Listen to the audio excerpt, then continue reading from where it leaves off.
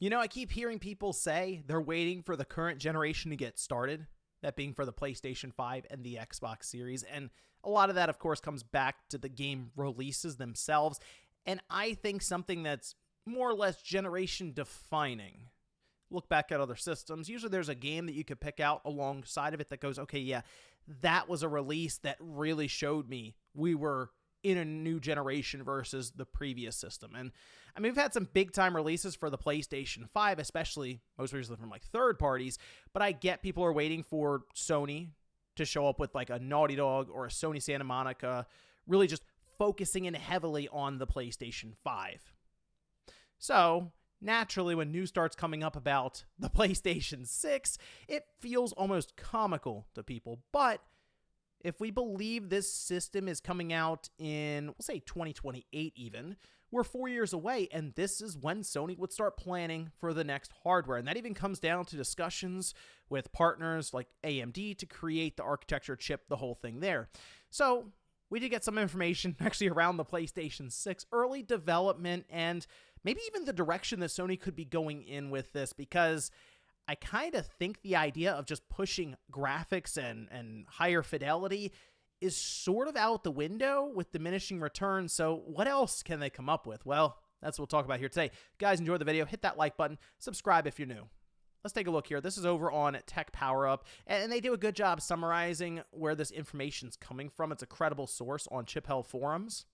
And they reports that the UDNA-based RX 9000 series and Instinct MI 400 AI accelerator will incorporate the same advanced arithmetic log unit ALU designs in both products, reminiscent of AMD's earlier GZN architectures before CDNA and RDNA split.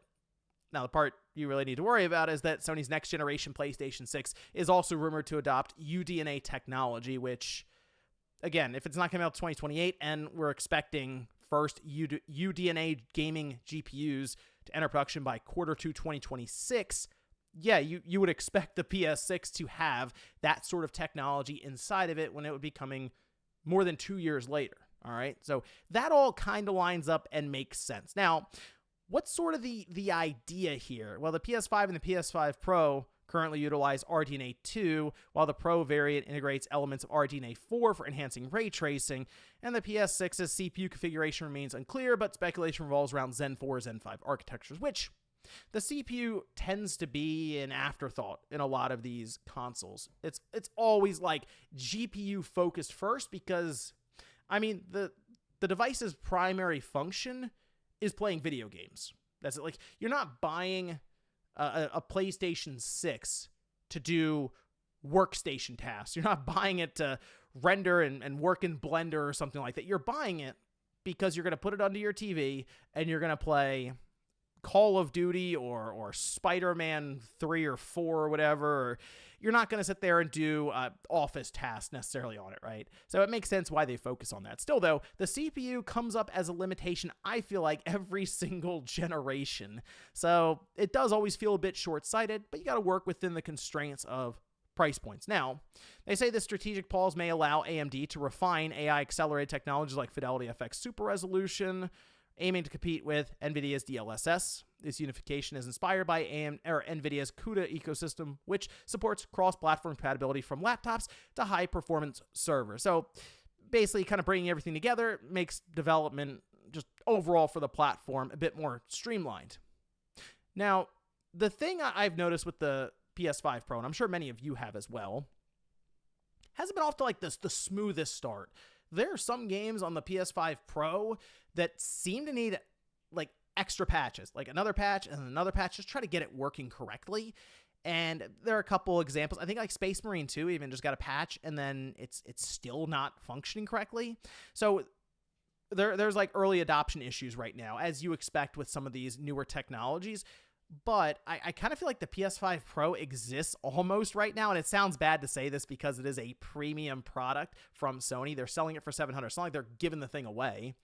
But I think it's something they're working with right now to develop PSSR for the next generation. Like, by the time we get to 2027 or so, I'm sure PSSR will be completely smoothed out, figured out, and most likely work really well. But it's just kind of growing pains right now for this this AI upscaling technique that they have implemented, which when it works well, I mean, it works really well. Like Final Fantasy VII Rebirth is very impressive looking and running on that system. So when I think about this, where we have AMD working towards the idea of refining AI accelerated technologies like Fidelity FX Super Resolution, I assume that's something that we would see Sony take more and more advantage of with maybe a PSSR2 for the PlayStation 6. I really do believe that just advanced upscaling techniques is probably the answer, rather than throwing stronger and stronger hardware into these smaller boxes. You're always working within these confinements, and people looked at the PS5 when it first came out, and it felt big, it felt bulky. It did look a little ridiculous, sure, but I think it's kind of grown on people now, just kind of the aesthetics of it. But it wasn't a small system by any means, all right? So it definitely stuck out in people's entertainment centers. But even that's technically small versus your typical desktop PC that houses very, very large GPUs now. So I kind of feel like the strategy in the future is just the advancement of these AI upscaling techniques and these systems that are in place.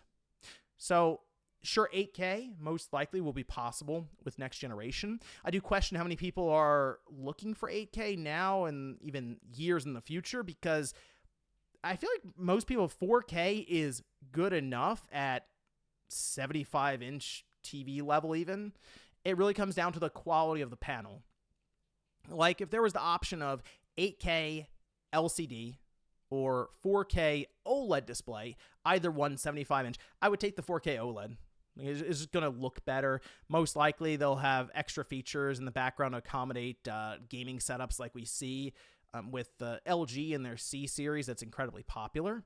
So I don't think 8K has made that kind of a splash yet. So what else can you do? Well, I think there's a lot when it comes down to user experience for getting into the game as fast as possible. I like to buy physical games for the PlayStation 5 and even the Xbox Series from time. This Xbox Series has been a little sketchy recently because you'll buy a game and 40 gigabytes on the disc, and then you download another 100. That happened with like Indiana Jones. And I was like, well, why am I buying this disc right now? But when you install the game off the disc, it takes longer to install it there as opposed to downloading the game.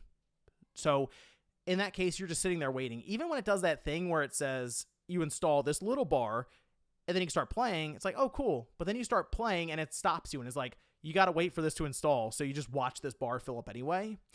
I feel like if they can come up with ways to allow you to just play the game seamlessly, and it does indeed install in the background without having to wait at different points or wait for this bar to fill up, that would be really, really big. Now, the disk drive thing, I think, is almost out the window because the PlayStation 6 most likely will launch without a disk drive. I mean, come on, I feel like the writing's on the wall. As much as we like to buy, or some of us like to buy physical media, even we can kind of say, okay, the PS5 Pro marketed initially with no disk drive, like the PS6 most likely will have a similar trajectory here at launch, where you have to buy an additional disk drive, and most people will default to just a digital setup. So to me, one of the biggest things is seamless play from the very beginning of loading up the game, starting to download, anything like that. And you probably look to more immersive setups as well. So we've had the adaptive triggers, the advanced haptic feedback. There are some patents floating around right now where maybe like the tension in the sticks can be altered based on what's going on around you.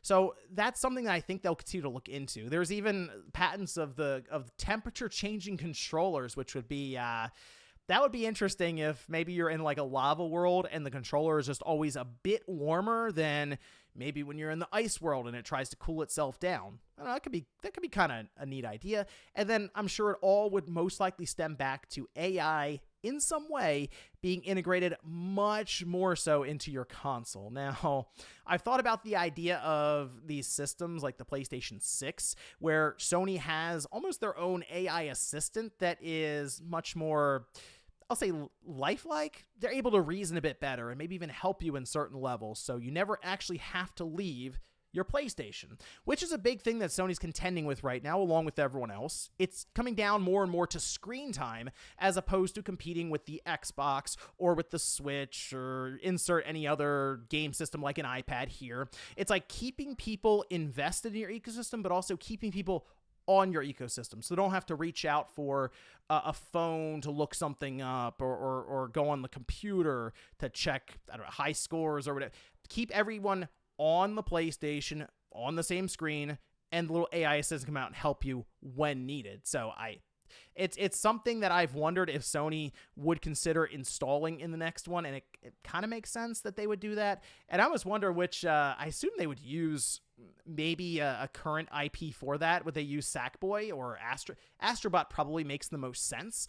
But those are just things that I wouldn't be shocked if they came up with, right? Just having AI being integrated much, much more so. And I'm curious how that could maybe change and alter things when it comes to suggestions or just in-game interactions and stuff, whether it's with live players or I guess just with the artificial intelligence inside of your PlayStation 6. So just something to keep in mind as we go forward. It's not really going to be as much about visual jumps anymore in terms of fidelity as we've been used to in the past, generation after generation, because we are kind of up against a wall that even if they increased the budgets by 100 to 200 million in the background, I don't know if it would really show like that in the final product. So how do we have a more disruptive jump, like something that really makes you go, okay, I see it now? Like load times. That was a big one that people don't even really remember anymore. PlayStation 4 and the Xbox One, go back and play some of those games and see what kind of load times you were dealing with back then, even the PS3 and so on. So something like that, maybe from now to the PS6, could have to do with AI. But let me know what you guys think about this one down below and what you would like to see maybe improved going into the next generation that are just outside of maybe visuals or frame rate. Thanks guys for watching, and I'll see you next time.